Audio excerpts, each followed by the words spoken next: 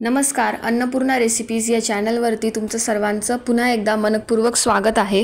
तर आज आपण करणार आहोत बनाना मिल्कशेक। उन्हाळ्यात आणि तसंच दररोज पिण्यासाठी देखील ही खूप पौष्टिक रेसिपी आहे। बनाना तर जे केळी असतं याच्यामध्ये व्हिटॅमिन सी असतं, पोटॅशियम असतं आणि आपल्या हाडांसाठी देखील ते खूप चांगलं असतं।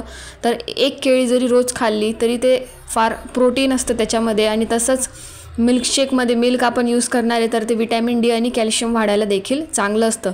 तर सुरुवातीला इकडे आपण 2 केळी घेऊन घेतली, त्यांची बारीक बारीक आपल्याला काप असे करून घ्यायचे। केळी व्यवस्थित चॉप केल्यानंतर आता आपण ब्लेंडर घेणार आहोत आणि त्यामध्ये आपल्याला केळीचे जे काप होते ते आपल्याला टाकायचे। त्यानंतर आपल्याला त्यामध्ये ड्रायफ्रूट्स तुम्ही कोणते पण यूज करू शकतात। तर मी इकडे काजू उपलब्ध होते तर फक्त काजू घेतले। एवढं ग्लास भरून मी त्याच्यामध्ये दूध टाकणार आहे। तर दूध हे पूर्ण ग्लास भरून आपल्याला नाही टाकायचं आहे, कारण नंतर ब्लेंड केल्यानंतर परत ते जो मिल्कशेक असतो तो वरती फुलून जाईल। आणि त्यामध्ये थोडंसं साखर टाकून घेतल्यानंतर आणि दूध टाकून घेतल्यानंतर आपण त्याला व्यवस्थित ब्लेंड करून घेतलेलं आहे। तर असा हा आपला केळीचा मिल्कशेक तयार झालेला आहे। खूपच छान आणि पौष्टिक असा हा आपला मिल्कशेक तयार झालेला आहे।